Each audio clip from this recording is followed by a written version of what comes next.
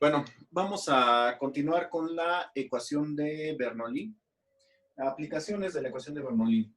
Aquí tenemos un tubo en el cual está pasando un fluido. Vamos a decir que es aire ahorita, y está pasando a una velocidad 1. Y entonces, esta velocidad 1 es relativamente pequeña y de repente se estrecha.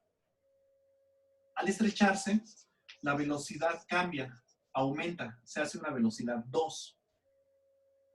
Y entonces, lo que vamos a observar es que al aumentar la velocidad disminuye la presión.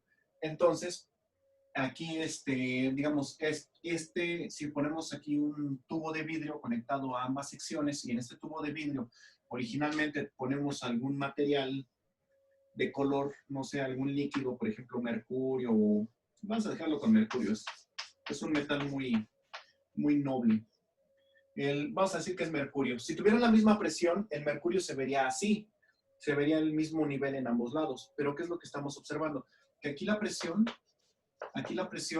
es distinta a la presión de acá.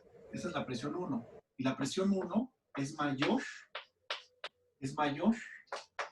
que la presión 2. Entonces eso va a hacer que el fluido sea empujado hacia abajo en esta dirección y hacia arriba en esta otra. Entonces vamos a ver que el fluido se levanta una altura manométrica se le llama, y esta altura es para compensar esta diferencia de presiones. Esta diferencia de presiones es la presión 1 menos la presión 2, y esta diferencia de presiones es igual a la gravedad por la densidad por la altura. Y entonces, la diferencia de velocidades provoca una diferencia de presiones, eso lo vimos en la ecuación de Bernoulli.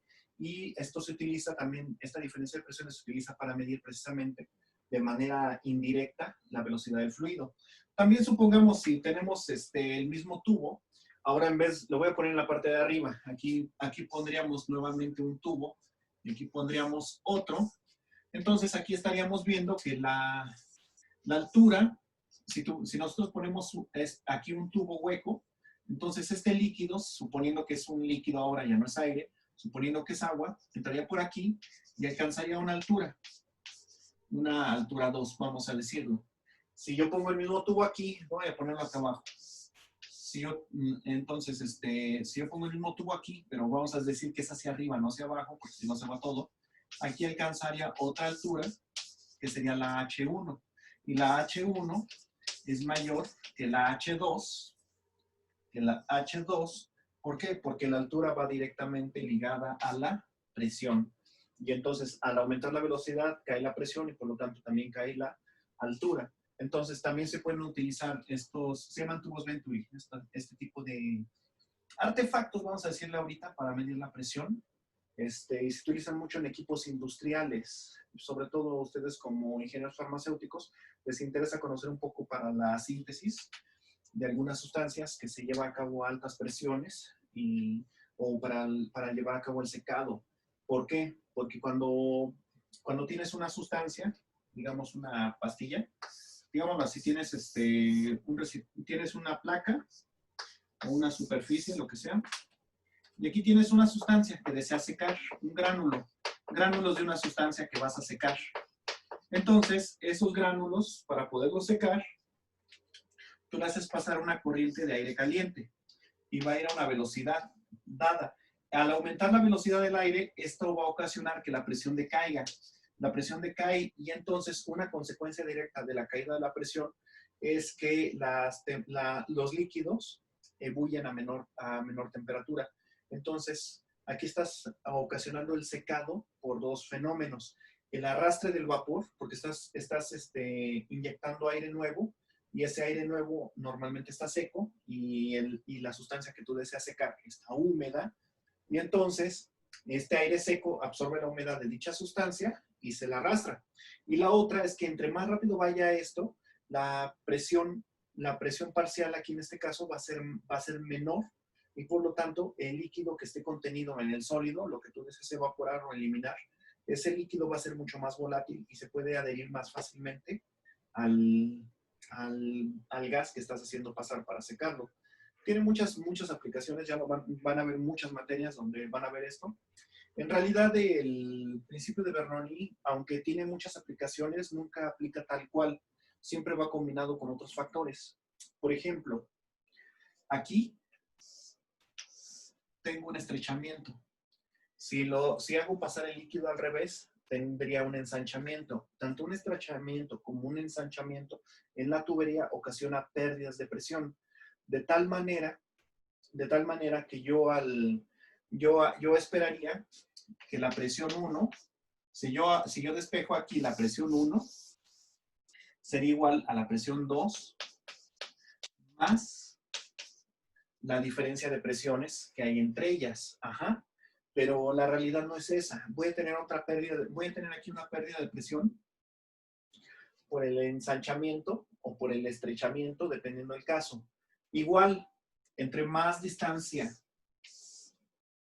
tiene que recorrer un fluido, la tubería presenta una resistencia. Y esa resistencia que presenta la tubería va a ocasionar una caída de presión.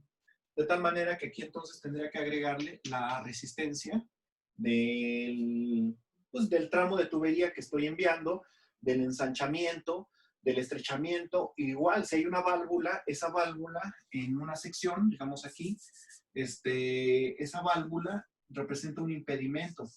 Y este impedimento ocasiona caídas en la presión que van a descontarse directamente de aquí, de la caída de presión. Y si no puedes tumbar la presión, entonces vas a tumbar la velocidad. Pero siempre el movimiento de un fluido, se castiga directamente con la energía cinética que está almacenada. Porque vimos que en realidad lo que estás cuantificando aquí es la energía cinética. Bueno, entonces, de la ecuación de Bernoulli habíamos visto los siguientes aspectos. Que maneja la velocidad, que maneja la altura, y que maneja la presión. Entonces, se maneja una conservación de la energía. Entonces, ¿cómo calculamos la energía a partir de la velocidad? Esta ya la habíamos visto, era la energía cinética. La energía cinética es igual a la masa por la velocidad al cuadrado sobre 2. ¿Cómo calculábamos la energía a partir de la altura? Esta era la energía potencial y es igual a la gravedad por la altura, por la masa. Y hasta ahí está muy bonito, nada más que nosotros en un fluido normalmente no tenemos masa, lo que tenemos es densidad. Y entonces, la densidad es igual a la masa sobre volumen. Entonces, transformando esta ecuación, vamos a tener que la masa es igual a la densidad por el volumen. Entonces, nosotros podemos escribir esta así, la densidad por el volumen. Uy, ya tengo 2V. Por eso digo que el volumen lo voy a poner así. Yo creo que sí lo pongo en la anotación. Este es volumen. Este es volumen y este es velocidad. Mejor con la U. Vamos a representar la velocidad con la velocidad con U para que no haya confusiones. Ahí está. Entonces, este sería la masa, la velocidad al cuadrado, todo esto sobre 2. Entonces, la energía potencial quedaría expresada así. Gravedad, altura, densidad por volumen. Pero, ¿qué pasa con la presión? ¿Qué unidades tiene la presión? ¿Cómo quedaría la energía? En función de la presión? De que entre más presión tenga la sustancia, más energía va a tener. ¿Cuáles son las unidades de la presión? Las unidades de la presión son newtons sobre metro cuadrado. Y las unidades de la energía son newton por metro. Entonces, ¿por qué tengo que multiplicar? ¿Por qué tengo que multiplicar para que me dé newton por metro? pues, por un metro cúbico, y eso es un volumen. Entonces, aquí la energía es igual a un volumen. Entonces, aquí sería, si ya lo pongo todo esto en términos de suma, quedaría así, más la presión por el volumen. ¿Qué es lo que están observando? Que el volumen está en todos los términos, entonces, por lo tanto, se puede eliminar o factorizar. Entonces, quedando así, la densidad por la velocidad al cuadrado sobre 2 más la gravedad por la altura por la densidad más la presión, y va a dar esto una constante. Esto me da una constante. Y si es un tubo donde tiene una entrada y tiene una salida, pues entonces esto va a ser velocidad 1, altura 1, presión 1, va a ser igual a una constante, y esa constante va a ser igual nuevamente a la densidad por una velocidad 2 al cuadrado, todo esto sobre 2, más la gravedad por una altura 2, por la densidad más una presión 2. Y así es como nace la ecuación de Bernoulli. Ya se las había presentado, pero bueno, de ahí es de donde se puede deducir esto. Otra cosa que también no es tomada en cuenta aquí en la ecuación de Bernoulli es el efecto de la viscosidad. La viscosidad también hace que decaiga la presión. Otra cosa que también no toma en cuenta Bernoulli es que los fluidos pueden comprimirse. Por eso se utiliza más para líquidos que para gases, porque los líquidos son más incompresibles que los gases. Sí se pueden comprimir los líquidos, pero necesitan presiones mucho más grandes para lograr una disminución de volumen pues significativa, mientras que para los gases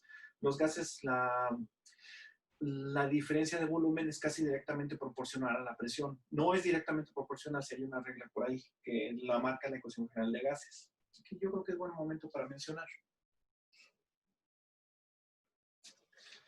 La ecuación general de gases dice que cuando tienes un gas, este gas va a estar a una presión, y cuando lo multiplicas por un volumen, te da una energía, como la habíamos visto aquí. Esta es una energía. Y esto es directamente, esa energía es igual a, por ejemplo, la energía calorífica, y esta energía calorífica es igual a un Cp. Es igual a un Cp por una temperatura. Por una temperatura. Esto va siendo una energía. Y el calor que habíamos visto, que es lo que almacenan los gases, el calor que almacena un gas, ese Cp, es directamente proporcional al número de moles por una constante que llamamos R por la temperatura. Y esta es la ley general. Esta es la ley general de gases. Ahorita no vamos a meternos tanto con esto. Nada más N son las moles, lo mismo que han visto yo creo que desde secundaria, se utiliza la misma nomenclatura. Y R es una constante, su valor es 0.082. Sus unidades nada más son para transformar, son unidades de equivalencia. Entonces, el volumen viene en litros, la presión en atmósferas, entonces sus unidades son litros por atmósfera. Este está en moles, entonces aquí las moles van a pasar dividiendo, y la temperatura se mide siempre en Kelvin, por grado Kelvin. Y entonces esas son las unidades. Ahorita no piensen en la R. Esta nada más es la capacidad calorífica de los gases.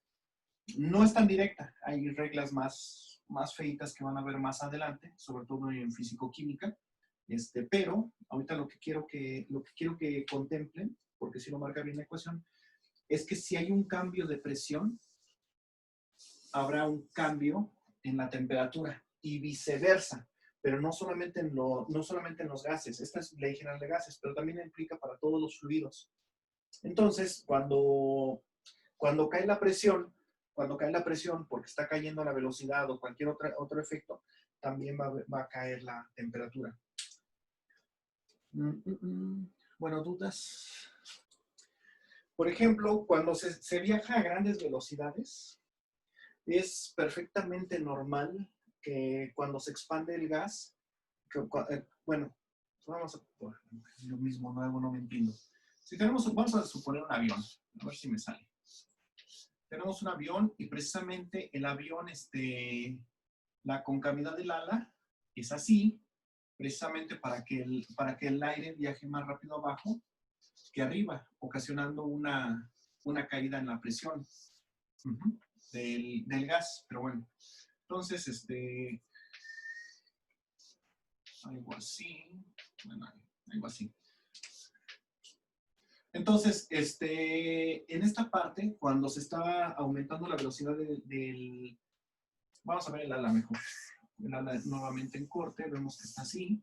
Entonces, aquí la velocidad es mayor que acá, ¿no es cierto? La velocidad, esta velocidad se ve truncada. Aquí tenemos una serie de velocidades y si nosotros la sumamos, toda esta suma de velocidades es mayor que la velocidad que tenía originalmente el fluido, que es el aire que está pasando por el ala. Y esto ocasiona que tenga una mayor presión, que el aire que está aquí. Entonces, por eso la fuerza con la que va a ser empujado es igual a la diferencia de presiones, por el área. Por el área. Y a ninguno de ustedes les va a ser extraño que toda el área que tenga el ala del avión está soportando el peso del avión. O sea que si tiene alas más grandes, soporta más peso. Y creo que ninguno va a preguntar, ¿pero por qué? O sea, bueno, pienso yo que es un poco lógico de que entre más grandes son las alas, significa que tiene más área y por lo tanto también va a soportar mucho más peso. En este caso va a ser la fuerza, el peso del avión. Pero bueno, entonces aquí se da una descompresión. Ay, casi no se ve. Estamos sufriendo una descompresión. Volviendo a esta parte.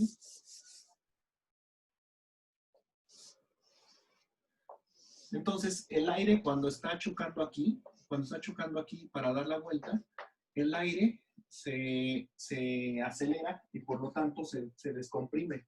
Y al sufrir esa descompresión, también hay una caída en la temperatura. Porque recordemos que la presión y la temperatura van ligadas. Un signo directamente proporcionales. La presión y la temperatura van ligadas. Entonces, si se cae la presión, también cae la temperatura. Y entonces, por eso esta parte del avión, esta parte del ala del avión, muchas veces se congela. Algunas personas que hayan viajado en avión, si alguna vez han tenido la fortuna de estar adelante, aquí están, digamos, las ventanillas, si alguien ha estado aquí en una parte que está delante del ala, habrá observado que en esta parte del ala del avión se forma una niebla. Y esa niebla desaparece. Y si la han visto, si han tenido todavía más suerte de ver la contraluz de que de este lado está el sol, habrán visto que se difracta en colores del arco iris. Los cristales de hielo que se están formando aquí refractan la luz y generan los colores del arco iris.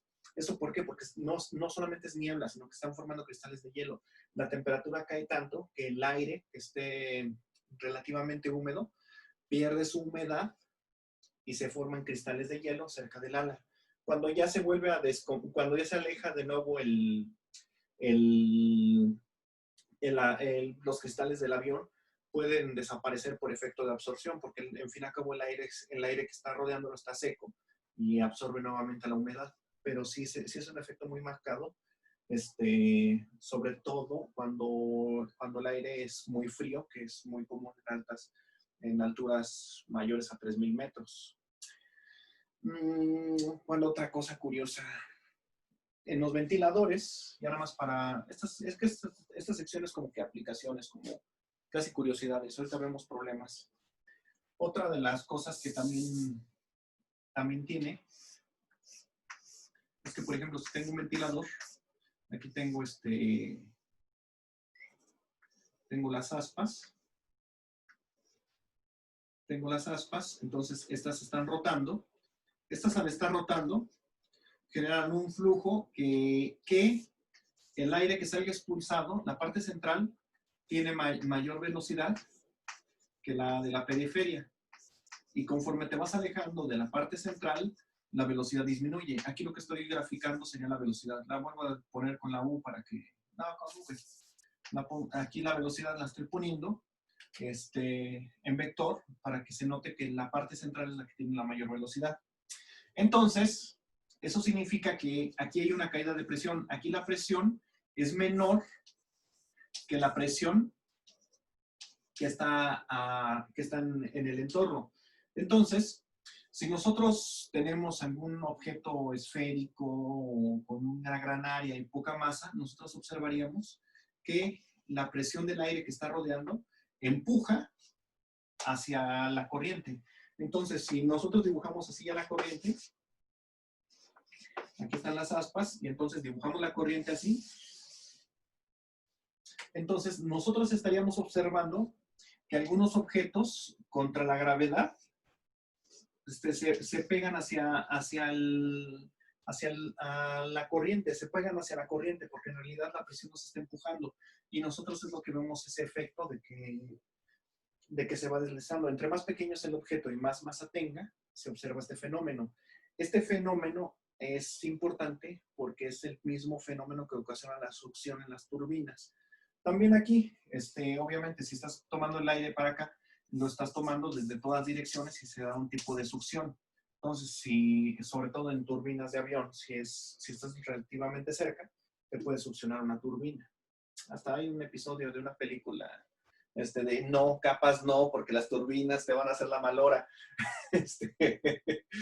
No sé si la vieron esa, pero... Es la de Los Increíbles. Sí, sí, que le dicen no, capas no, te va a succionar una turbina y es lo que pasa. Entre otros efectos, son muchas aplicaciones que tiene directamente. Por ejemplo, la que les había mostrado la clase pasada de que le soplas a una hoja de papel y se levanta. Esa, algunos retractores dicen que no es Bernoulli, porque en realidad para que tú empujes el aire, para que tú expulses aire, significa que tu presión de la boca está más alta que la del aire, porque si no, no saldría. Y cuando tú aspiras aire hacia tus pulmones, la presión dentro de tus pulmones es más baja que la de afuera. Por eso, es que puedes respirar y aspirar y respirar. Entonces, aquí dicen que no, que realmente como tiene más presión, no es un efecto de Bernoulli directamente, sino que son otros factores. Pero, ¿qué más? Otra cosa, ese ya no es Bernoulli, ya nada que ver con Bernoulli, pero lo que les acabo de mencionar de los pulmones, esos sí se los dibujo. En la caja torácica, a ver, vamos a ver si me sale.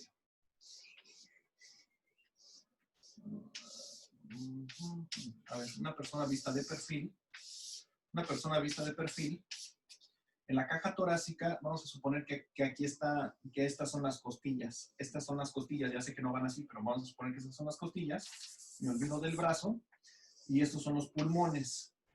Entre las costillas y los pulmones hay vacío. Hay, pues, una cavidad que está no al alto vacío, pero está vacía. ¿Y qué pasa si se llena de aire? Precisamente ese de que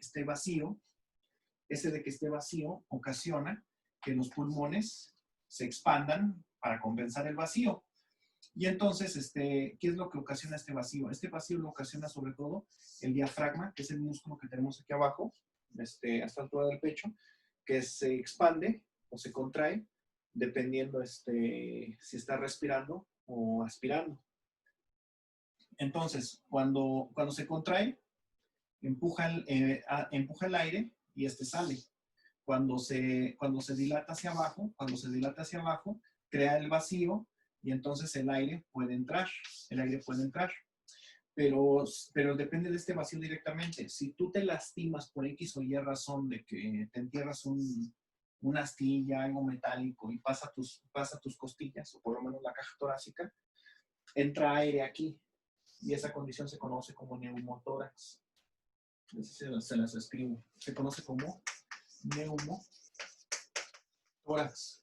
Y precisamente eso impide que puedas aspirar aire. Igual, si tienes acumulación de líquidos, el líquido evita que se haga el vacío y por eso dicen tiene líquido en los pulmones. No está en los pulmones, sino en la caja torácica, normalmente. Y eso es lo que ocasiona las condiciones que evitan que tú puedas respirar. No es Bernoulli, pero va de la mano. O sea, ahí cerca la bala.